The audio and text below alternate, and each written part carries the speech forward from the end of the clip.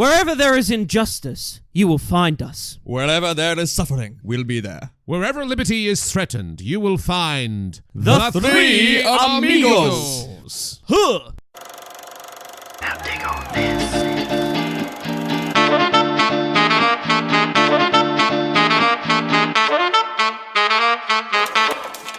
Welcome to Classic Movie Banter. You know that podcast where me, that guy Nathan, and that other guy across the table... Oh, I mean, like, I'm Brenton, sorry. I just said I was Nathan. Nathan, I swear to gosh, I'm gonna get... This is what happens when we swap sombreros. Like, you're just like, is this one it's mine? terrible. Like, do you reckon they've got, like, shitty name tags, like, inside their giant sombreros from this movie? Just, like, one that's stitched together. Absolutely. The question is whether these actors still own those sombreros, which I bet you... I can tell you, Steve Martin's mansion somewhere, he's got that, ready to go at any point. Okay, you know that scene from Zombieland where they find, like, Bill Murray in his house? They just go to, like, Steve Martin's house instead. Absolutely. But welcome our audience to Classic Movie Banter, where me, that guy Brenton, and that other guy Nathan over there, we talk about movies that are 20 years or older. 20 years. 34 years! We tell you, our lovely listeners, if those films are still worth watching today or not. And more importantly, we tell you if they're worth getting your mates together on a Thursday night and having a little view. Nathan, what a show we have planned for today, because we have another guest on the show today, welcoming renowned Australian actor and director Luke Joslin onto the show today, guys. G'day, Luke. G'day, guys. G'day. How are you both? Oh, pretty good, mate. Why are you passing me over this maraca? What's all this about? Well, it's good to be here. Good to be here. Good to be here to talk about one of my favourite movies. Luke indeed picked a heck of a movie for us to watch today, because we're watching the Three Amigos, directed by John Landis, who also directed a film that we've already reviewed, which was National Lampoon's Animal House, which was episode number 2. I think, it was like the second thing we ever did. Yeah. So I was waiting for the toga scene in this one. But yeah, Luke, thank you so much for joining us on the show today. Pleasure, guys. Means the world. I guess we got to start the show with a question for you, Luke, and that is, could you please pitch us The Three Amigos? Can you pitch me the movie? Okay.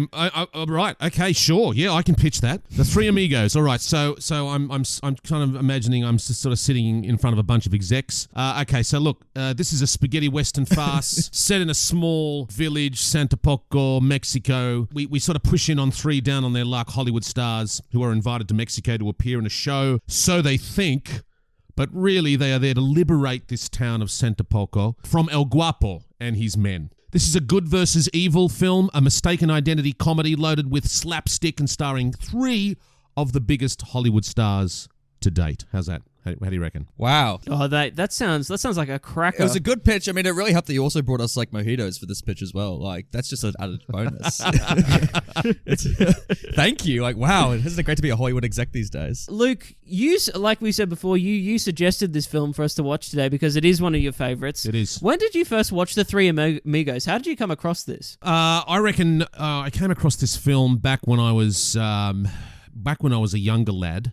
Living in a share house with a couple of good mates of mine. We went to school together, and then we did the uni thing, and then we sort of spent a couple of years living together in this share house, and we just had these crazy movie nights, and Three Amigos. I think, look, I can recall us sitting around watching that film at least once every 2 weeks, and it was usually accompanied by some tequila. Or some sort of alcoholic beverage, but we would sit. My good mate Matt Ryan and we would sit around and watch this film and just piss ourselves laughing. We thought it was really, really funny. I think it really appealed to he and I. Like, I think our what we look for in a comedy sort of really appealed to us, and we thought it was just hilariously funny. Having said that, I will say that along the way there have been some people that we've sort of introduced the film to and said, look, I highly recommend this film, and it hasn't really gone down in the same. It's because they were way. sober, like when they watched it. Like, maybe that has something to do with the fact that they were sober, but I don't know. They just weren't really on board with it fully. Not like Matt Ryan and I. I mean, we would just kill ourselves laughing at this film. So were you like like on the hunt for your third amigo? Is that what this is all about? Like since the two of you.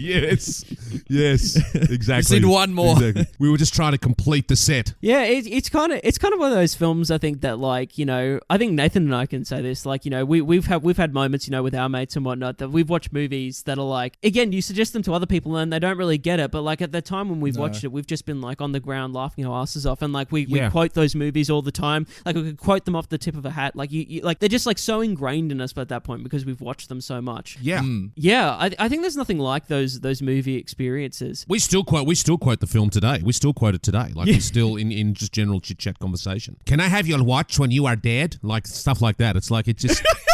Everyone's like, what? We just think it's really funny, but you've got to be in the mood. I think with comedy, you've kind of got to be in the mood for it, right? Do you think? I think you kind of got to be in the mood for it. You kind of got to set yourself up, you have your beers or your whatever you drink, and then your pizza, and you've got to be in the mood for it. Yeah. Totally. Getting to us now, I guess, having just viewed this for the first time. Nathan, I'm really interested to hear what you thought going into this. Like, did you have the beers ready to go? Were you sitting around with a bunch of mates? Like, how did you watch this? I've been in this scenario so many times where like I've been that guy. Like they're like, oh, movies, you should see this movie, and you're dragged along, and like the whole fucking room is like egging you on to love this movie. And when you don't, or you're just like, it's not your cup of tea, what do you say to that room? Because everyone's like having a good time. You don't want to be that bloke that's just like, oh yeah, like it's all right. In regards to this, so I know what that's like, that pressure, and here we are once again in this room with this pressure. So when it comes to this movie, it's a film, isn't it? Like.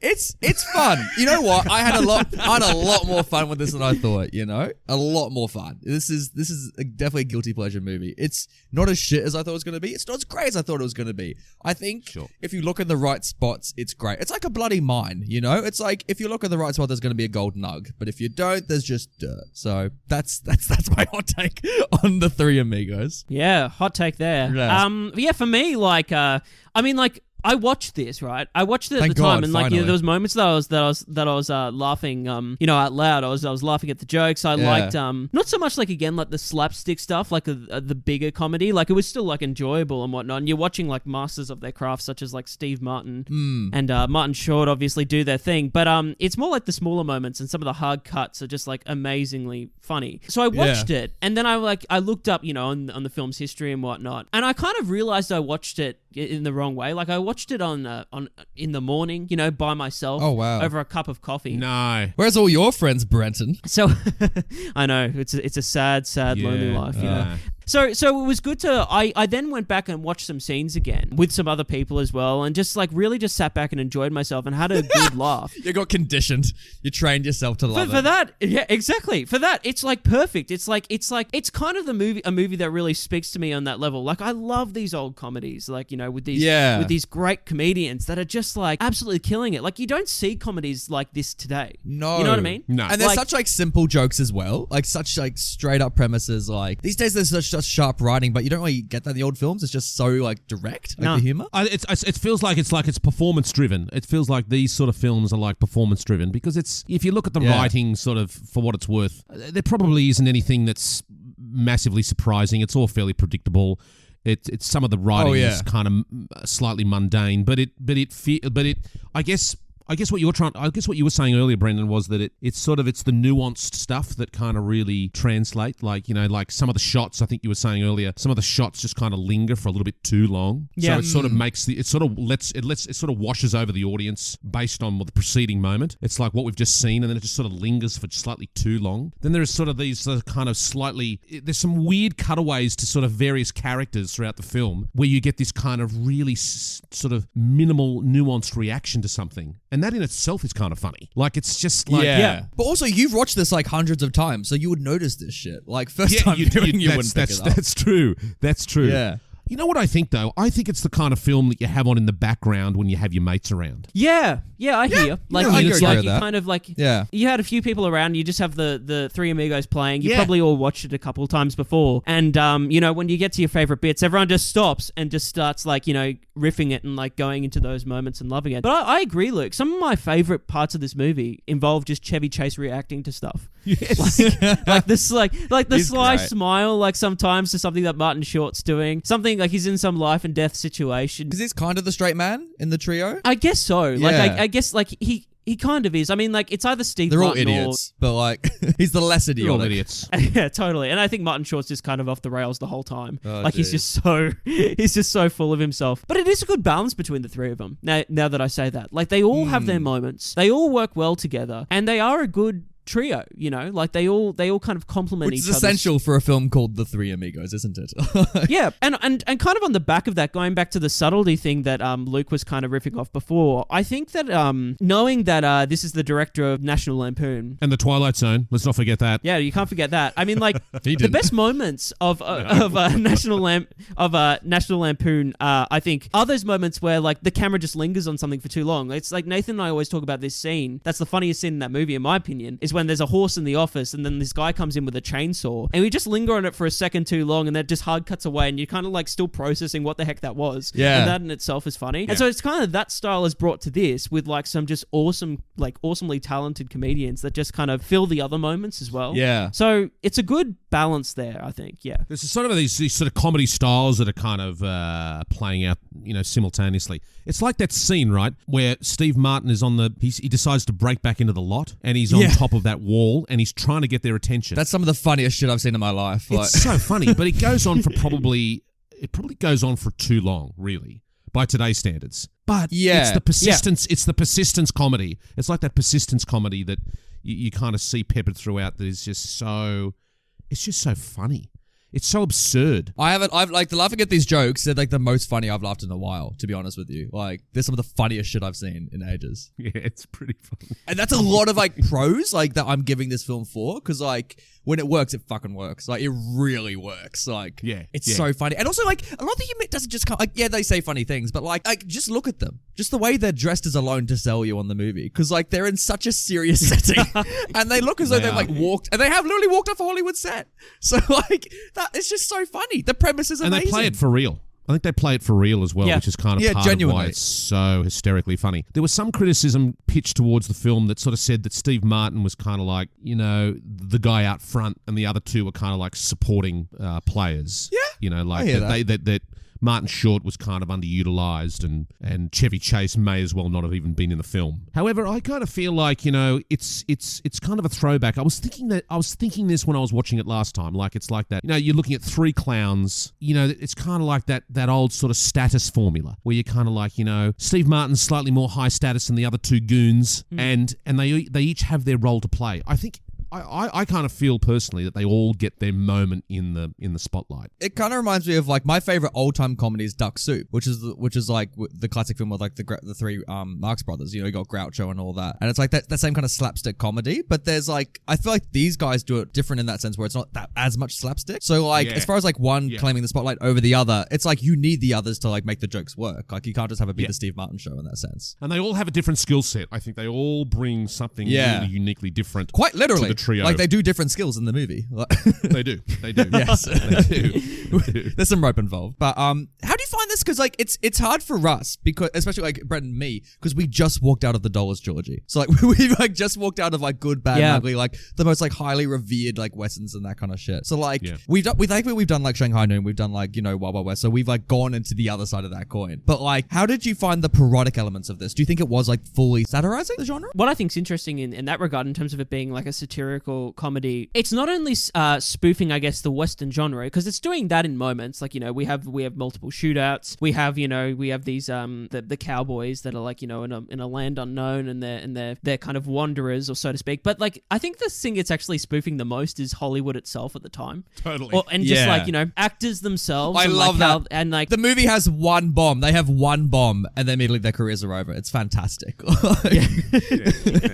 So in that sense, I think like, yes, it's a Western spoof, but it's more of like a Hollywood Western spoof, in the sense of like, these actors are just like, you know, so stupid when it comes to like their careers and their prospects and what they're doing, to the point that they take a job in Mexico thinking that it's like, you know, like they're going to like some kid's party basically, and are just gonna like, you know, do a little act and go home. Yeah. And they're that arrogant, they're that kind of naive, you know, but at the same time, what works is they're all kind of endearing at the same point I guess like Steve Martin's probably the most, like he's probably the least endearing out of the three of them. I mean, like what's so funny about Martin Short, for example, is that he's just so full of himself and he's so sucked into this world of Hollywood and acting and being pretending famous, and, being a star. Exactly. So when he interacts with these villagers, for example, there's just some great moments that are just sending that up. Like the villagers couldn't care less who they are, but they think they're there like because they're literal gods walking amongst these people. And that in itself is just hilarious. The mistaken identity sort of story does sustain itself, and so there's a great payoff when it's the fucking great payoff when that moment when Steve Martin gets shot off the horse and they realise that it's real, so good, and there's real blood, and it's just wait a second. And he races up to him and sort of demands that he sees his gun, and it's almost like I'm going to get the actors union involved. It's just I'd love that. But that's the thing. It's really tricky. It's really tricky watching this in hindsight in 2020 because like my favorite comedy of all time, easy, is Tropic Thunder. And Tropic Thunder has done this plot like to a bone. Like, and this was done back in 86. Like also Bug's Life has done this plot to the bone. It's like this is a very well-known story of actors like having to save the day pretending they're doing a show. Like we know this shit. So I think what makes this work of art stand out differently to those two things, because all these funny moments exist. Look at Simple Jack. Look at like, the bloody German caterpillar in Bug's Life. These things are there, but I think what makes it better is through the performance. So you're right, only Martin Short could pull off those kind of funny things, like only Chevy Chase could. Yeah. So that's what made me kind of forgive it in that sense, to make me think this work isn't derivative, because it's a derivative as hell. But like, it made me forgive it for that in that sense. What makes it stand out is the people involved, as opposed to like, watching it for the plot. And the chemistry between them. They're obviously good mates. Yeah. I mean, you can tell they're obviously good mates. There would have been a lot of laughs on set, I would imagine. Oh, yeah. Can you imagine being on that set? Can you imagine interacting with Steve Martin and like just spending a day? I can imagine sitting around that campfire. I can imagine sitting in that scene. Did Steve Martin like get tinnitus or something like that from this shoot? Like he always has that ringing in his ear. Yeah. I read a fact that like from this, like there was a stunt where they had to fire a gun or something like that, and like it was too close to his ear, and like he has permanent like ringing in his ear from it. So like he's on a chat show being like, this happened. Oh no, he'll never forget that shoot. No, he really won't. Jeez. Nathan, you brought up some. You said the moments that it works, are really good, but you said the moments that it doesn't just left you feeling a bit flat. Using the mine analogy, can you talk a bit more to that, as opposed to like I guess some of your criticisms of it? I mean the narrative's thin, but honestly, I mean look at the cast, look at the town. You're not expecting to walk in this looking at a deconstruction on this savior of the town. You could argue there's like a white savior narrative to it. I'm not you're not looking at this film with those kind of lenses. I'm putting down the book, but like there's some shit I didn't find funny. This movie committed the cardinal sin of all westerns, where a character will walk into a bar and suddenly the whole bar will go silent. This is a bone I pick on this show, Luke. Does it 3 times? Does it three times. And I was like, how dare you? It's so fucking unrealistic. I hate it when movies do that, but that's such a niche criticism. So I can't fault it for that. To be honest with you, I felt like the rest of the cast kind of dropped the ball in that sense. Like, tell you what, the villain does interesting things towards the end, but like the German things I couldn't care less. And like they're all there to set up one particular joke, and like you got to be really in for that joke for it to work in that sense. Yeah, I know what you mean. It does have moments. It does slow up at moments. Like it feels a little lazy at times. Yeah, like having like these men in the costumes is enough in that sense. Yeah, it feels like it lingers a little too long in moments. You're like, we get it, And then there's some gold. I mean, you just wait for the gold in the film, and I think that's why I said earlier it's a great film to have on sort of in the background, because it's like everyone waits for that golden moment. I mean, the campfire song, the dialogue before it, it's gold. You know what? Normally I hate songs in these comedies. Love the song in this comedy. I'm all for it. Yeah, it just works, eh? Like the musical moments really work. Yeah, they could have fucked it up, but they didn't. And I'm like, this is it. I'm vibing this. Yeah. The moments that really pay off, obviously, just like leave you just feeling like, it's totally one of those things that the positive totally just like outweigh the negatives. And then in saying that, like because it's a comedy, at the same time I'm willing to forgive it as well, because I know that there'll be other audience members that will find the stuff that I probably didn't find as funny, like hilarious. You know what I mean? Like, so there's something almost for everyone in there. It's so subjective. Like, it's very accessible, I think, again, in that sense. Yeah. So, yeah, all that being said, I guess we should probably rate it. You're fond of me lobster, ain't you? So, I'm going to put up my hand first. Give it a thumbs up. Nathan, you're looking... I'm an Anara, man. Like, yeah. I know we haven't talked about women, because there's barely any and they do any in this movie. I know. It's like, you have to understand the audience you're pitching it to in that sense. Like, come on, this is a podcast where we do classics. classics. And yeah, we have like, and this is a classic in every sense of the word. This is a classic, but like, it's so contextual as to when you should watch it, right? Like we said exactly when you should watch this movie. Yeah, exactly. If you're looking for a comedy with this plot, I prefer Tropic Thunder, but that's also because like I think the jokes are sharper in that, and like I don't know, I've seen all three main actors do better work in other things, so it's not really the performances I can sell you this movie for. Like, why watch it in the first place? I guess if you want to have a Mexican themed party, put this on. that's the real scenario. You know, you throw on a 25th or a 30th. You're going, hey, let's make a Mexican theme. Put this on the telly in the background. People will love it. Okay, here's the question for you, Nathan. Would you, for Halloween or like a dress-up party, would you turn up, would the three of us turn up as the Three Amigos? Would you be happy to do that? Oh, absolutely, mate. I want that costume. Yeah. Easy. Absolutely. I'm all for that.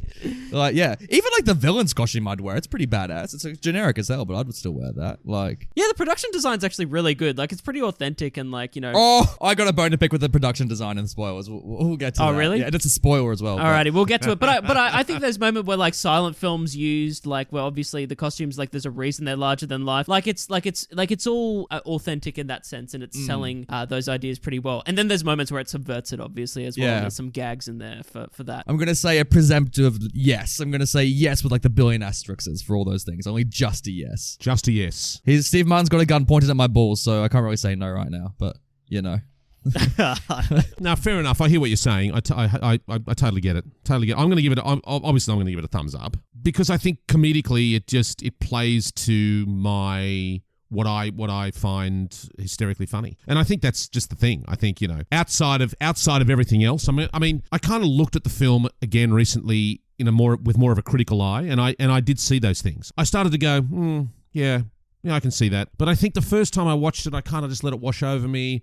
Those three, particularly, the fact that they thought they were these kind of big shots, and like the scene in the bar when the barman says, are you the... And Steve Martin's like, yes, we are. Like he's always forever enjoying the fact that it's like that, don't you know who I think I am? I think it's kind of personal taste. And I guess if it didn't have those three, I think it would be a totally forgotten film. Yeah. That's my kind of feel. I kind of feel without those three, who were obviously at the time, I mean, what are we talking, 80s, mid-80s? Yeah, 86. I mean, they were enormously huge, and Steve Martin obviously wrote it. He was one of the writers, I guess. Who wrote the music? Randy Newman? Yeah, it was Randy Newman. Yeah. Who also played the Bush, may I point out. The Bush. There you go. So there would have been a lot writing on it. I'd be interested to know. I mean, I assume you guys have the information. I assume what the box office did. If only we had the information ready to go. Yeah, we may talk about that in a bit later on, won't we? More to come, listeners. What a tease. We're coying you for fanning our eyes. Woo! Yeah, Ooh. Providing a little tease there. Can't wait. Let's talk about some spoilers in the meantime. You spoiled it. What? The movie. Oh. Getting started, I guess the first thing I want to bring up is that kind of scene that you kind of mentioned before, Luke, which is the moment where kind of the facade drops. The Three Amigos realize that, as Steve Martin says, this is real. This is all real. Like, it's all happening right now. You know what I mean? And then again, what's so funny about it is that he says, this is real. And then they proceed to have the most like inauthentic like responses to this. Like they just start weeping like as the villain says, like women, like they're just, and it's so like overdone, but it's absolutely hilarious because it's still kind of grounded in the sense of like, it's like Tropic Thunder. Are you a simple Jack? Yeah, exactly. Like that they've been found out that it is real, that like, you're in like real danger here. They just crumble. They just fold instantly, and it's absolutely hilarious. Like just watching these three grown men just start bawling their eyes out, and the way again that they kind of try to appease, like this villain basically, like and these 50 men with guns pointed at them, like and they're just like, oh hey, and the way they bring that song back that they do, like My Little Buttercup or whatever, and they do a little version of it. It's a good performance, by the way. I love that song. I'm all for the dance moves. They do a good job. Do you reckon in Steve Martin and Martin Short's live show they did, do you reckon they did a live performance of My Little Buttercup? Because I think I was wondering that. I would have booed if they didn't. Because it's kind of perfect. It's so bad though. I mean that little dance routine is so bad. What's the origin? Like, what's the actual context that they would have originally performed that in? Like, it's around the time of like, you'd imagine, like, because silent film stars were usually vaudeville stars, right? Yeah, so they probably were like, you know, doing like a live That's act true. at some stage where like the three of them were like, and that was probably their live performance. What's funny about that moment too is the first time they do My Little Buttercup is that the fact that like, because it's been set up that the German guys come in first and he's like, you know, don't mess with me, my friends are coming and they're even worse, right? Oh, yeah. And then the Three Amigos walk in, and so like this whole crowd is just terrified of these guys and what they're going to do, and yet they're doing this My Little Buttercup and they're like asking them to like interject into the song with the next lyric, and they're like, My little buttercup has the sweetest smile. smile, smile, smile, smile. Yeah, and Oh, it's so good. I mean, you could pick the bone thinking that they're going into this small Mexican town and no one, you know how like everyone knows English? Like you could, it's almost a gag you could have done there with that. But it's kind of funny that they do all know the words of the song and they're still just as appalled by it. Yes. They're like, what are you on? There's always this kind of subtext of like, even when Steve Martin when they're in the bar turns to Chevy Chase and sort of says, you know, why don't you go over to the piano and play a little tune? And Chevy Chase's character is like, no, look, I haven't played for ages. And as he's saying that, he's walking towards the piano. Any opportunity to show off or to sing each other's praises. It's just I find that sort of there's always a comment there. Always a comment. It's like when we go back to the, you know, this is real. It's like it's so self-serving in the sense that it's like they got this whole village behind them, but it's like, no, we're just movie stars. And then he sort of releases them. We sing and dance. We sing and dance. And they go, you know, please let us go. And they just ride off into the sunset. And it's funny because like the town goes along with it. Like I love when the villains first confront him and like, is it Chevy Chase that like, or Steve Martin that gives one of the bad guys a line and they say the line? Like they're like, go for it. And then like we're making a scene. And it kind of saves their asses ironically, like in the first place. The fact that the villain's like, oh no, these guys are funny. They're no threat. They're clowns. They're the court jester. It's like, let's let them keep dancing. Like what's the harm? Just kill one of them. He likes them that much. It's like, You are in big trouble, mister. Yeah. I'm gonna get the union onto you. It's so funny. Oh, you know what I love as well? I love that these guys are like these bad guys are terrorizing the town. They're the scum of the scum, but they're genuinely offended by the insults. It's like, you son of a motherless goat, and like the bad guy's really taking it to heart. That's right. That's right. It's like, should we kill them? No, we should tell our boss because like that was really hurtful, and I don't know what to do. And so they just leave. It's so good. Oh, They were characterized so well. I loved that we got like a whole therapeutic session with the main bad guy.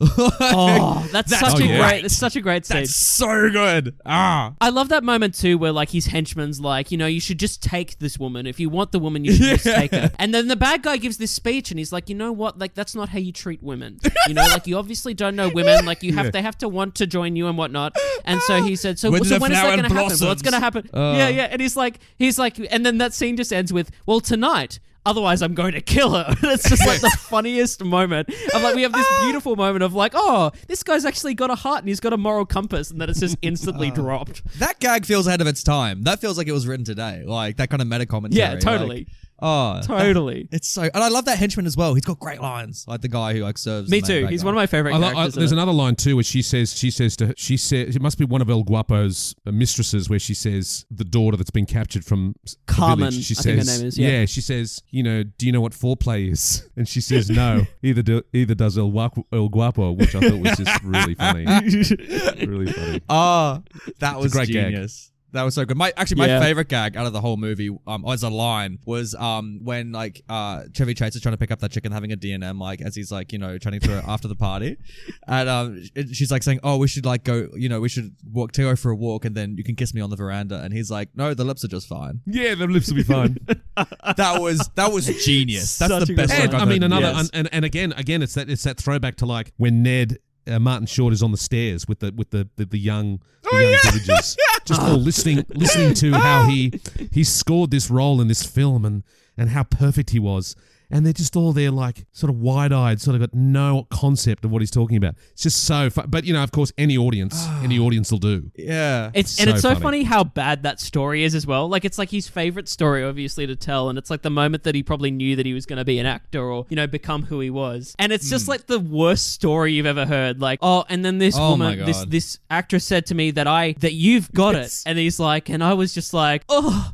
And he's like, oh, like that actually happened. It's a true story. And the kids again are just like wide-eyed, just like this. What are you talking about? You know, you just saved us from certain death, you weirdo. Like, It's so stupid. speaking of favorite lines, I think my favorite line in the movie is when the three of El Guapo's men are coming to get tequila from the town initially, and they're coming earlier than expected, and Carmen runs to the Three Amigos and yells up to them to their balcony and says, El Guapo's coming now, El Guapo's coming now. And Steve Martin just looks out and goes, what?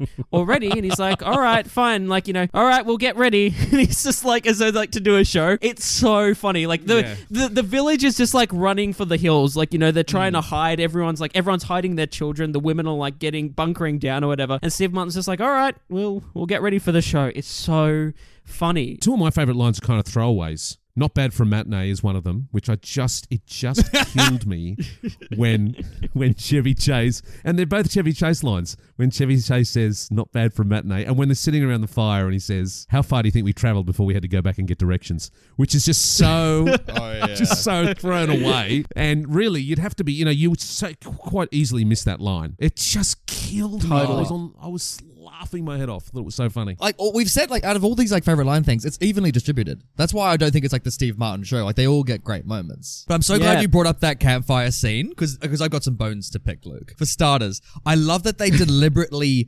did it, where they made the nighttime set for the campfire the shittiest set possible, where like the sky is like impossibly painted, like they did back in the old westerns. Terrible. Yeah, absolutely. I love that they did that, but I hated. I don't actually hate. Hate's a strong word, but I didn't really care for the animal singing song. Right. Well, okay, so this is, so the first time I watched it, I was like a bit the same as you, Nathan. I was like, oh, that's random. And again, there's funny lines in that scene. Like, I love when they pass the bat, and he's like, how do you like your bat, Dusty? And he's like, medium rare. And he's like, oh, and gets it off the fire straight away. And it's like, there you go. Like, hilarious. But, such a dad joke. When I watched it the second time, I thought to myself, is it like a joke on like the fact that like the bats are making them kind of like have a psychedelic experience? Oh yeah, it's an hallucinogenic. You know what I mean? Like totally. Like they're like, it's kind of like you said, a hallucinogen, and like they're imagining the animals start singing to them because they've literally just eaten bats. But then how do you explain the singing bush? How do you explain the singing bush and the? That's right.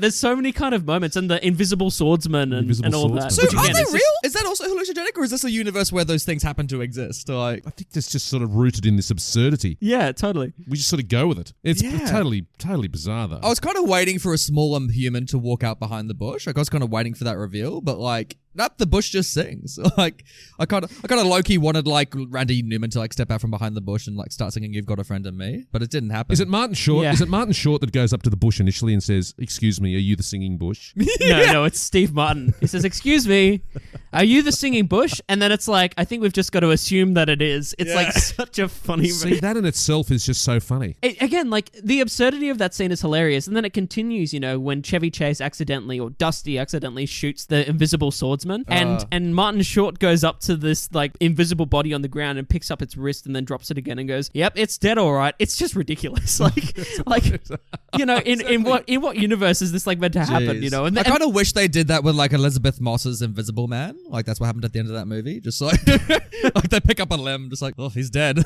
But again, it's the genius. I think it's the genius of those moments comes back to the performance-driven thing where the three of them are just so unbelievably real. Even in those moments of heightened absurdity, they just play it so straight. Yeah. Which is just what's so funny about it. I mean, the fact that he asks, "Excuse me, are you the singing bush?" It's so straight in its delivery, but it's so absurd. But that's the thing, because they say it so seriously, it works. Like, I think with the reveal that the German guy was a fan, that had to be played so straight for it to work, right? Yeah, totally. Yeah, totally. Like, it's a genuinely heartfelt moment where Martin Short's, oh, finally, I get recognized. Like you need that moment for the joke to work. Martin Short's about to be escorted away to a dungeon and probably executed, and then this fan stops him and he's like, "Oh, thank you. my work?" Like, it's such a funny moment, you know, like that despite all this going on, he's just so happy that someone's finally recognized him. And I like as well that it's actually like they do have the skill set. Like Martin Short, he can like quick draw. Like he can beat anyone in a quick draw. He's like that fast. Like he's like, we didn't use trick photography. Like I actually did it. And like Steve Martin, you see him doing tricks that's all with real. the lasso and whatnot. Chevy Chase finally actually does something useful and throws the knife at the end and pins the German guy's arm to the... Yeah. Like they all have these skills, but like they're utterly apart from that. It's like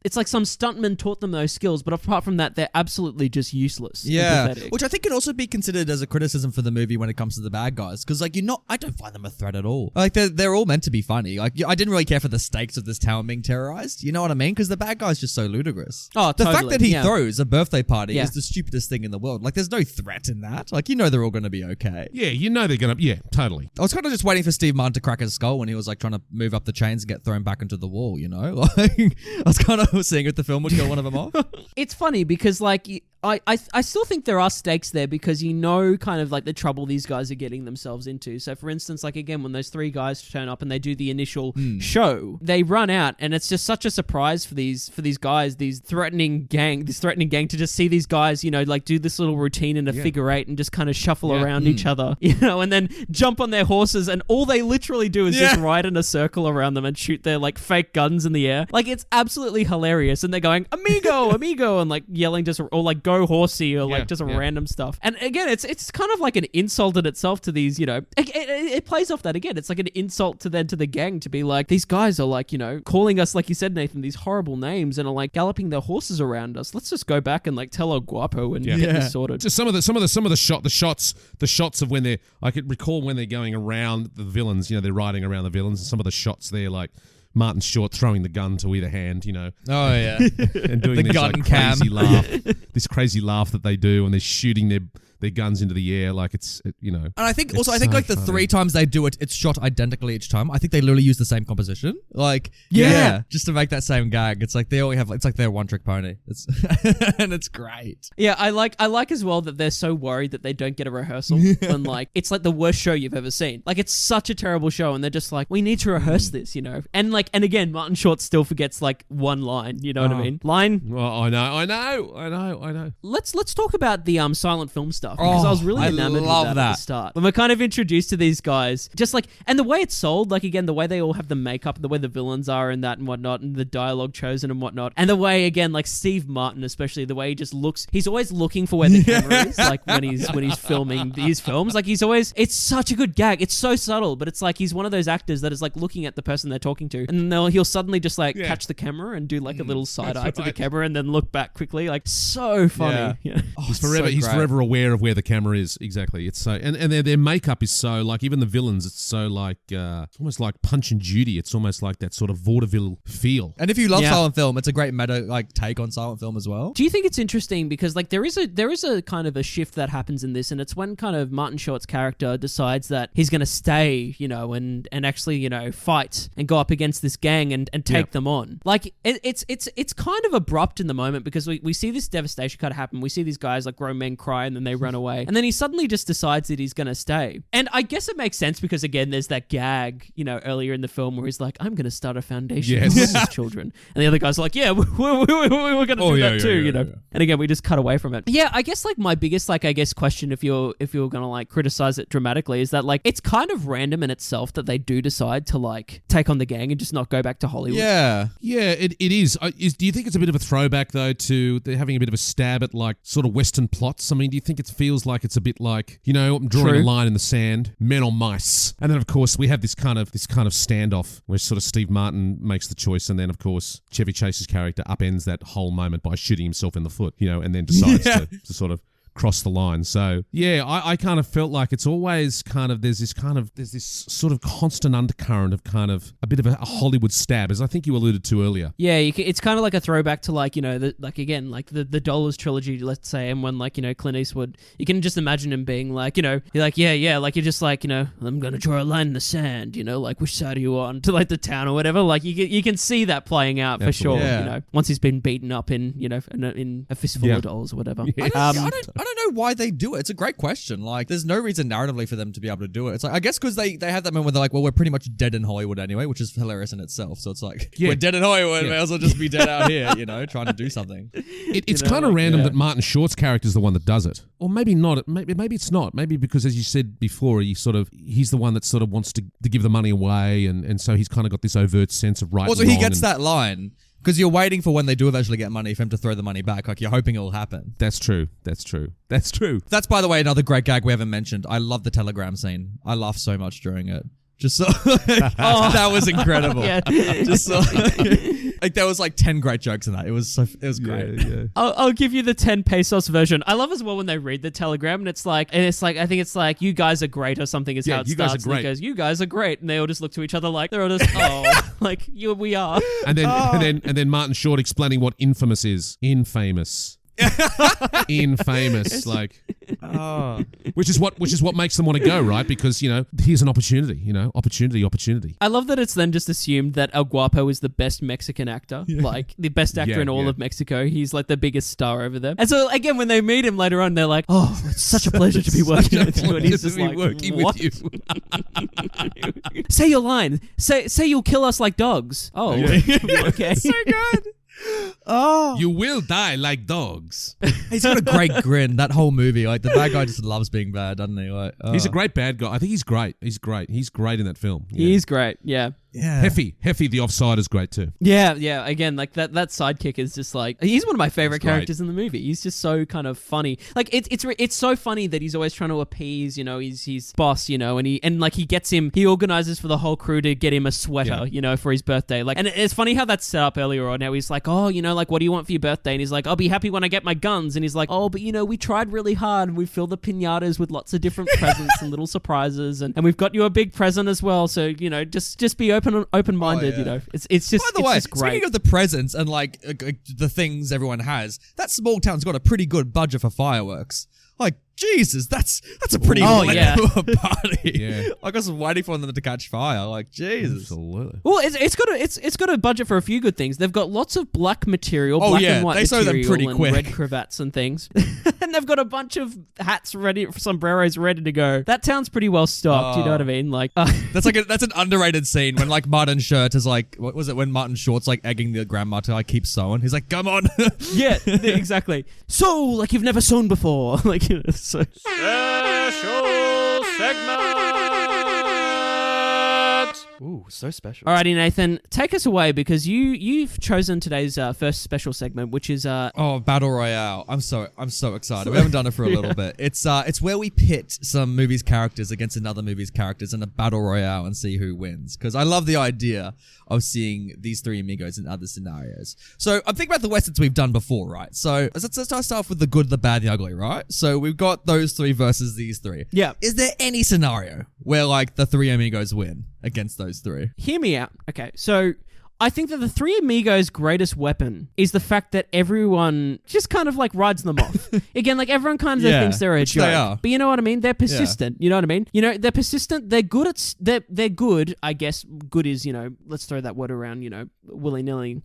Because, they're okay at stealth. They could probably sneak into a camp, get caught, and then find themselves out of that situation. And like I said, like what would be interesting to see who's got the quicker draw? Clint Eastwood or Martin Short is more the question there, don't you think? Yeah. Martin Short, smaller man, shorter arms. I reckon he could just get that pistol out a bit quicker. That would be funny if that's how Clint Eastwood dies, like at the end of that Georgie. It's like just Martin Short who rocks up and just takes him out. In a gunfight. Because they're so distracting. I think that's how they'd work in their favor. Yeah, I think so. I think like once they start doing that figure eight, I think it would really kind of Clint confuse Eastwood's like, the what's enemy. going on?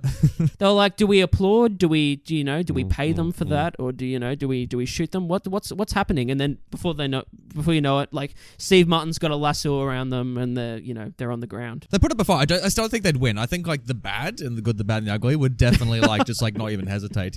He's seen this act before. I reckon the bad would just kill him all cold. I have faith. Yeah, I have faith. I have better faith in the Three Amigos beating Jackie Chan and Owen Wilson in Shanghai Noon. I think they would definitely kick those two's ass. Probably. I mean, those two are just so incompetent. You know what I mean? Like they've got really no. Yeah, hope I in think that it's more sense. bent on like Owen Wilson fucking up than like anything else. Frankly, if they're going to win that battle, it's like same thing with like Will Smith and Kevin Kline. Kevin Yeah, Kline. I think again that Will Smith would lose. It's It depends, but I think the Three Amigos. I think you underestimate them. I think they've got heart and they've got the willpower and they're such good performers that I think they could just get away with anything they really put their minds to. Maybe. You know what? Maybe they'd win if they had the town all dressed like them as well. Because it was like the army of the Three Amigos. Yeah, I think so too. I also think like their costumes, like the harsh sunlight of the desert shining off like glittering. that silver, I think would just blind the enemy. Yeah, and they just like wouldn't be able to take it. So I think they stand a chance, Nathan.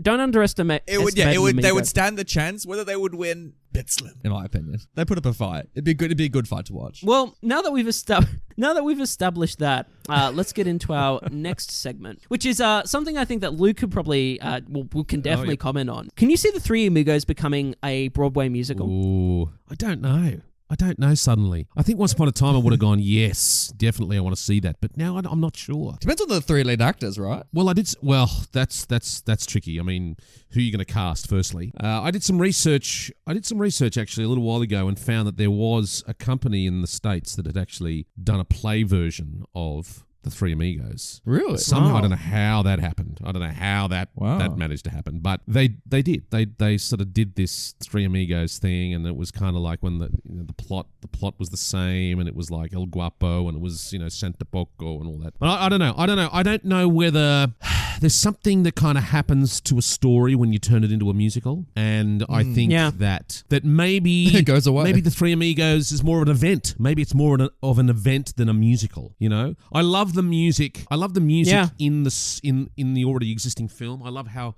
sort of it's kind of irreverent and it's kind of like it's a comment. I just wonder whether turning into a musical we'd sort of start to see it take itself too seriously. We'd have to have sort of hear songs from characters that we don't give a shit about. You know what I mean? I really want to see. The son, I mean, it's like the son of the mother who calls him. He gets a song like. Let me draw a comparison. I'm drawing a long bow here, but I'll give it a go. It's like when Fawlty Towers, right? When Fawlty Towers was turned into a stage play. Disaster. Didn't work, right? Didn't work. And I tell you why it didn't work is because I was there on opening night and John Cleese got up. John Cleese is up on stage addressing the audience before the opening night, right? He then says, all right, well, I'm off. Enjoy the show. No one wanted him to leave. No one wanted him to leave the stage because they all wanted to see John Cleese. They all wanted to hear John Cleese say those lines. I think that the Three Amigos could suffer the same fate. I think it's like whoever plays Chevy Chase, Martin Short and Steve Martin, good luck because you're never going to hit it. You're never going to be the same as those three guys. And I think it could be slightly doomed. I could see Luke behind the table in the audition room, like all these like young aspiring actors are walking in. And Luke's like, "You're doomed. Don't even bother." He's just slamming the door. Even bother. We're not doing the show. Don't touch it. Don't touch it. But there's a huge danger in it. There's a huge danger when you're sort of messing with these kind of iconic characters. I don't know. I don't even know whether they're iconic characters. Oh yeah, iconic characters is a bit of a stretch, mate. It's a bit of a stretch. Okay, fair enough. Bit of a stretch. But the three of them together, like if you could sort of create one super character played by all three at the same time. It's like unless you've got those three with that chemistry playing that out, it's just like it's the classic Ghostbusters scenario where it's like it only works because of the circumstances of the original piece of work, right? Yeah, like I can see that. Yeah. It couldn't possibly take itself seriously. I also think that like not everything needs to be a musical. Like there's been so many films that are just turned into musicals, and some of them are successful, some of them not so much. But the fact that like the kind of medium has become that, it's very adaptive these days. Yeah, and like I said, it's not something that's really interesting to watch. That being said, though, I will throw out the idea that obviously Steve Martin has written, he wrote Bright Star, that Broadway musical, which you got the Tony for as well. He did, and Martin Short as well, like has been in like The Producers, and he was in Hairspray as well, I think. So like they've got a musical background. So maybe if Steve Martin one day just decided to write it, it could be a situation like when Eric Idle decided to do Spamalot. It might work, but the chances of it, I agree, are probably it's going to be okay. Who are we gonna cast, boys? Who are we gonna cast? I could definitely see Jonathan Groff being Martin Short. I think he would nail it. Just whatever he did in Hamilton, just copy and paste it. Yeah, for that. It's like who are the Broadway comedians? Josh Gad. You know what I mean? Who are the guys that are just like I don't know. Like again, it's hard to find that style of comedy. Bring him back. Bring the original three back for the stage. They'll do it. Just like an aged Steve Martin, an aged Chevy Chase, and aged Martin Short. Yeah. Well, that brings us on to the next segment, which I guess is like, do we want to see a Broadway musical more? Or, and this is kind of a new segment, I guess, is does this movie deserve a sequel? Now, guys, hear me out. There are a bunch of movies right now that are getting like sequels, like, 50 years down the track, Let's see like a reboot, like a Star Wars-esque reboot of the Three Amigos and bring back the three old fellas and let's see them, hit the road and wander through a town and, take on some other villain. Would it work today? It'd just be sad. Just tonally. It'd be like, because no, think about it, right? Because they're what? At the late 1910s, right? So kind of like, so silent cinema's dead. Like these guys' career would have not made the transition to the talkies, right? So these are out of work Hollywood stars. So it'd just be sad. Like they'd be kind of like clinging to, it's like at the end of the movie when like Steve Martin's like, I'll come back for you. And she's like, why? It's like, why would you come back? It's like, you know what I mean? So like, I feel like the movie itself answers that question. What do you think happened to them? Where did they go? Well, they did take the money, so they're still dirt poor. What I hope didn't happen, which I think probably did happen, is that they then were like, well, that worked out pretty well. And they then went and got themselves entangled in some other epic quest, to rid the land of tyranny and, make sure that justice is served. And you'd hate to think that they were like, killed in some ditch in a shootout Jesus. or something. You're like, we're taken down by some gang somewhere. But like, I don't know. Like there's only three of them. Do it, I'd feel like you'd have to bring them back only as supporting. Like they'd rock up, have a one single touch base, they do a thing, and then they get out. Yep, I think that's probably right. But then again, it's just lame. It's lame. If anything, you should have brought them back for Tropic Thunder or something like that. Or you should have had they're in Vietnam for some reason. Like part of me says yes, like if you got the same team together, but like I don't know if audiences today would take to it. Like I think there is an audience there. Part of its charm is that it is lame. It is. Yeah. There is a lot. It's sort of. I mean, as you said before, Nathan. They're sitting around a campfire and the horses start singing. I mean, you're going to make that today. No one. Everyone's going to be like, "What the? This is rubbish." Obviously, that cinema reactor. They kind of got away with it. They got away with it, because it was sort of. It sat in that genre. It was unapologetic. It was the 80s. They didn't fuck up 80s. too much with the whitewashing of the casting as well, because if it was done today, it'd be like this. It'd be like a Coco scenario. It's like let's tell this Mexican story. Oh, absolutely. There's elements where there is a little bit of a white savior narrative to it as well. So like people would take issue. So like, absolutely, it'd be hard to do it today. You'd have to jump through some hoops. With the power of sewing. Guys, let's get on to everyone's favorite segment. What stills this movie? It's blinding. So for our new listeners and Luke today, I love the way you say that with our guests, new listeners and Luke. Yeah, him too. Thanks, guys. I mean, like we have to explain this. You know what I mean? Explain this crazy segment we do, which is where Nathan or myself choose a single frame from the movie where we are reviewing, and we pick this on the basis of it being funny, of it being a beautiful piece of cinematography, which of course today still is one of the most beautiful pieces of cinematography. I mean, maybe it's more beautiful than other things we picked, to be honest. Because so there's a scene where Steve Martin gets caught, right? They're all trying to take it to the bad guy's lair. And Steve Martin, stumbles, he falls into the middle of this birthday party, and suddenly all the bad guys, who probably are surrounding him by maybe like 270 degrees, just suddenly all point their guns at Steve Martin. Now I'm going to do a deep cut here. I don't know if you boys have seen the Aladdin threequel, Aladdin and the King of Thieves, or whatever it's called. But there's a similar gag where the genie is surrounding the bad guy there, and he's like a full 360 pointing all these guns. So like, if they fired their guns at Steve Martin, logistically, they'd be shooting at themselves, correct? That's true. That's a good point. And the way that Steve Martin's kind of pointing his finger like at the main bad guy, I love that he just doesn't care by this point. Yeah, I mean, like he's got nothing to lose. He's just in there going for it. You know what I mean? Like, it's one of those scenes again. Like, there's a lot of stills we could have picked from this, and they're all you could pick them all on the basis of just like physically, just like watching the moment. It's just funny to look at. Like, this is just hilarious that it's this guy surrounded by like 50 guns, and Steve Martin's still like pointing at the main villain and having a go. In that moment, like what a funny just like it is image a funny to image. look Now at. that you say it, it makes total sense. They'd all kill one another, wouldn't they? It's like the bullets would fly in all directions. Steve Martin would barely get hit, if anything. One scene that's always bothered me slightly, actually, now that we're thinking about it, is that scene where he's in the dungeon. As in, like the weight of it, or the chains would He's choke not a him. big at some guy, point? is he? I mean, he's not exactly huge. It's like, how does he somehow manage to wrangle his way out of that? Yeah, and the fact that they just leave the keys like in the cell as well. You could lift it, Brenton. Go on, do it now. Oh, you know me. Like, if you guys locked me in a dungeon, like, you know, you'd lock me in there, you'd turn around, and I'd be, like, in the room, like, already, and you'd be like, how did you get out? And you'd be like, well, you know me. I'm just constantly getting out of cells. There's a clip. Yeah, there's a clip. But yeah, I agree, Luke. Like, watching that scene again, actually, I was thinking to myself, I was like, this is kind of, again, like, this is from a film that has a scene with a singing bush and the invisible swordsman. So, like, you know, like, you can forgive it to a certain extent, but, like, the fact that these villains just, like, leave him in there and expect him to, like, you know, as you would, not be able to get out of there. And drop the keys. Yeah, good luck, buddy. And he tries, like, 6 times. You know what I mean? Yeah. Like, he gets pulled back a few times, to be fair, but, like, the fact that he even gets out is just, He should have cracked his skull when he hit that wall. It's like, there's no way you're walking out there, mate. He should have. He absolutely should have. Nathan, you keep mentioning this, but, like, you know, I don't know if that would have, like, you know, been very comedic. But, you know, it's another device, isn't it? It's like it's another persistence comedy gag. I mean, it's like when he's up on the wall. It's like it just sort of lingers, and it's funny seeing him struggle. You know, seeing him sort of fail. It's kind of hilarious. Yeah, and Steve Martin as a comedian, like, you know, he knows.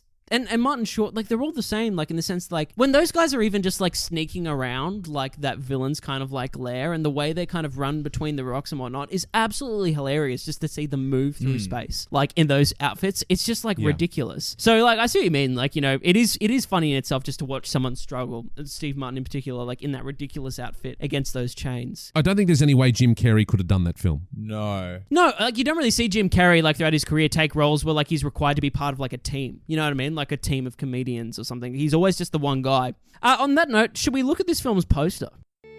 Banter. Yes. Let's look at this film's poster. But is it art? So, this is the theatrical release poster, and it's pretty straightforward. We just have the Three Amigos and some crazy font. same font as Emperor's New Groove. I just want to point that out. Oh, good on them. And underneath them, it's just the Three Amigos, arms around each other, staring down the lens. Like, I think this is pretty perfect for what, you know, the film is. It's a bit nondescript. I think and I don't think it really encapsulates the, not that you need to give it all away, but I just think it's a bit sort of generic. I feel like they need to do something. Like, even if, like, the three of them are, like, whacking a pinata or something, you know? Like, just give them an action. Or just a Hollywood, like a Hollywood poster. Oh, you know, yeah. like something like for one of their films, you know, like it should have been. Yeah, like, that'd be good. Like, at the start of the film, when you see the side of the lot and you see that massive Three Amigos poster that's, like, you know, of the time, maybe that's the solution. When you just see that poster on the side of the building, I think maybe Or that even them, poster like, would have swinging done. on the three, like stage ropes out of Hollywood. Like, they're about to leave Hollywood and they're all swinging on the vines. Like, that could work. I like that. That's good. Yeah, just something that's a bit more active, I think. Yeah. Well, then, moving on from the poster onto title talk. Ooh, it's the title. Is the Three Amigos a good title? Were there Three Amigos and Three Amigos? You know what I love? I love when movies say their titles, and they did it heaps in this one. So all the points for that. Yeah. I think it's a good title. Yeah, I think it works. I love it. Simple to the point. It's great. It's got a ring to it. I mean, they could have called it Those Darn Amigos. There's something really funny that tickles me about Those Darn Amigos. Yeah.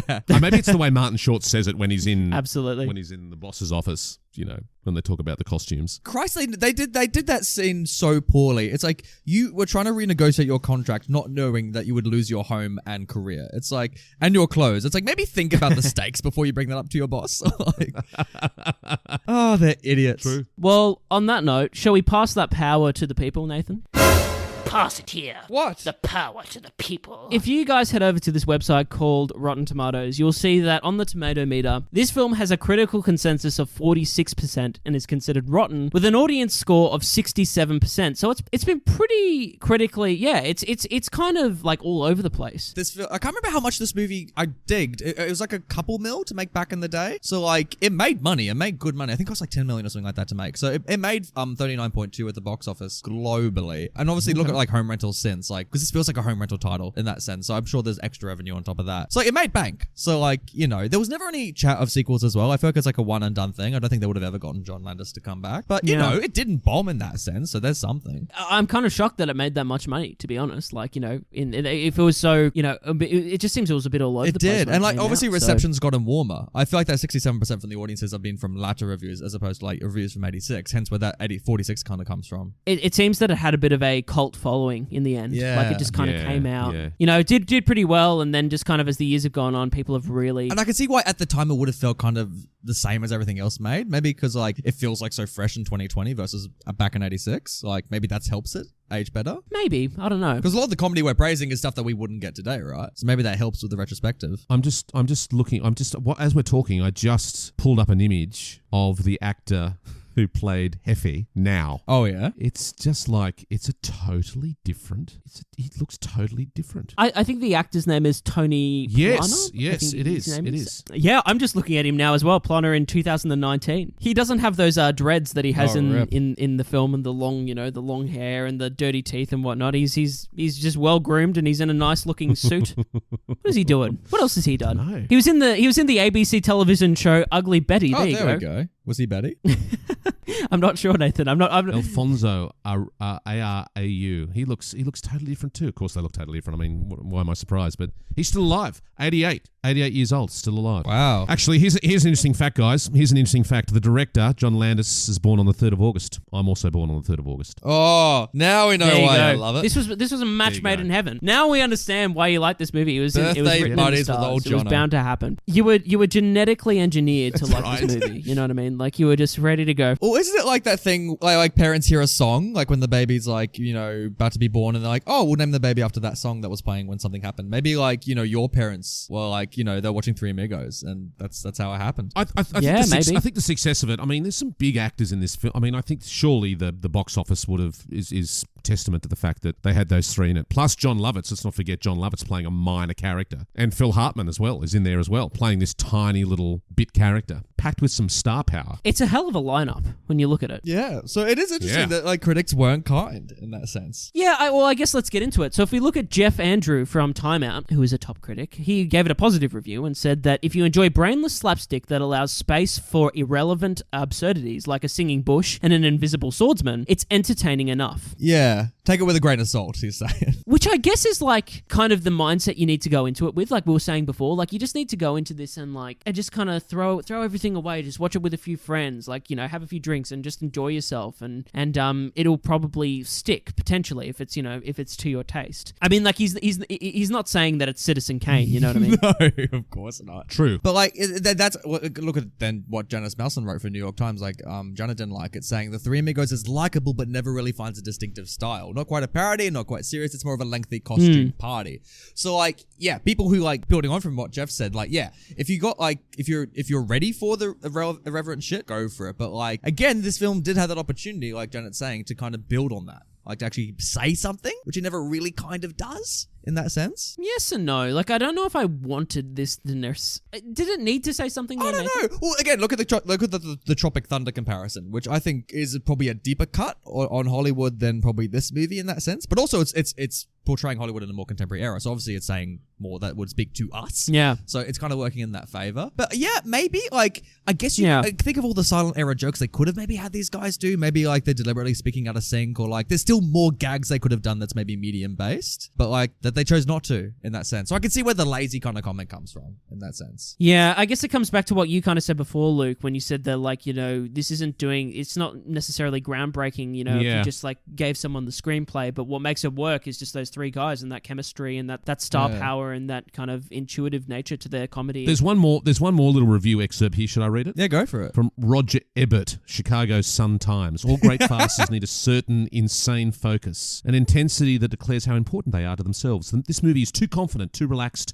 too clever to be really funny. Oh, Roger, really? I don't know about that. I mean, it's Roger Ebert, he's the critic. Like, I mean, I'm looking at his photo. I mean, that's... Yeah, I mean, Wow. Fair enough, Roger. Fair enough. I've never heard such disrespect for Roger Ebert being said on air before. I love it. It looks like a laugh. He is a laugh, or was a laugh, but like, yeah, I don't know. I see what he's saying. It is relaxed. I think relaxed is a good way to describe it. It is relaxed. And like too clever. Like it's a backhanded compliment in that sense to be like, it's too clever to be really funny. I don't know if clever is the right critique in that sense. Like, no, I don't know. But again, like I can't imagine Steve Martin like having like, a moving scene where he like, his character goes to an arc and confesses a great sin that he's done. You know what I mean? It's like, it's just not that movie. No, exactly. It's not made to be that, it's just it seems like an excuse of like this idea that Steve Martin had, which is a great idea, and they've just kind of riffed off it. It's kind of like Twins. I feel like this is like the Western Twins in that sense, you know? It's like they had the totally, lead actors first, they made Yeah. the story second, and it works for it, you know? Yes, that's true. Dio Rex, who did a comment on YouTube 5 years ago and said they don't make classics like this one anymore. And it's true. Like I mentioned this before, and it's true. Like, when was the last time you saw like a comedy like this that was so reliant on its stars to bring the goods, you know, and to work together and to like have this old kind of slapstick humor mixed in with some like clever one-liners, you know? Like it's... I feel like Netflix is trying to do that with their comedies, maybe, that like, this is not good, but what's that one where it's like, I mentioned that, I'm trying to think of an example. Like Adam Sandler and bloody Jennifer Anderson bloody running around Europe going like, we got to fix a thing. I know what you're talking about, but I guess that kind of highlights the point though, Nathan, like in the sense of like our comedians today, like our top dog guys are really like, they're kind of like the Saturday Night Live gang. I guess Lonely Island, maybe you could think of that as an example. Their comedies. I guess it's like, it's not classic in the sense that this is. No. Like, this is like a classic in the sense it's like, it's using those old styles of comedies mixed with like some new modern twists at the same time. Like the comedians today are so kind of, I think with the comedies today, they're so reliant on the writing, you know? It's definitely not slapstick based. Like, maybe like the Jumanji movies? You think of like Jack Black, Kevin Hart, Dwayne Johnson, like that's and Karen Gillan, of course. Like that's purely based on those characters being who they are, you know? It's funny seeing them do what they do. But again, I think with those Jumanji movies, the writing is what kind of elevates it because they're doing a critique on video games. So like, it's hard. You don't see it that often. Maybe the Jump Street movies, but then again, they're so well written that it's beyond Jonah Hill and Channing Tatum. So like, you know? Yeah. So, Christ, could you imagine Three Amigos with Jonah Hill, Channing Tatum, and Ice Cube? Now there's a good film. That would sell tickets. Man. That would sell tickets. That would sell tickets. Whether it's good or not is a whole nother thing. That's the Jump Street movie we need. And then I guess lastly, Ralph Yet More on YouTube wrote, "This movie is so bad, but they try so hard to make it bad, and I appreciate that. I love this movie." So do you think there's also the audience for people who do think it's terrible, but it's like so bad it's good? Like, can you get that? No, I think this film knows who its audience is, and its audience is us. So it's It finally found its audience. But it's true. It knows who its audience is. It's not trying to appease everyone. You know, it knows that it's going to attract the fans of these specific comedians. I guess their sense of humor and what they find funny. And I think it does that, and it doesn't apologize for that either. It just goes out and it's just these guys with a script that Steve wrote with an idea that they came up with for these specific actors to just go out. They had a script, some actors on a dream, and they made that Hollywood magic. I think if you're not a fan of, like, you wouldn't say if you go to someone, are you a fan of Steve Martin? They go, no, I hate him. It's not going to change their mind. No, God, no. This is not the movie. Like, it's not going to put you on board for Steve Martin. Yeah, totally. Well, on that note, I guess that was the Three Amigos. Classic film. I'd like to thank my classic movie Banter. I got to thank my Three Amigos, specifically Luke Joslin, for joining us on the show today, mate. Thanks so much for coming on and introducing us to the Three Amigos. Thanks for having me. Because we always had this third pair of maracas. We had to give it to someone. Like, yeah, exactly. I love stupid comedies. What can I say? I love stupid comedies. I got to say, we do too, specifically Western ones. We've watched a few again, like we did Wild Wild West. Have you guys reviewed The Cable Guy? Have you guys reviewed The Cable Guy? no.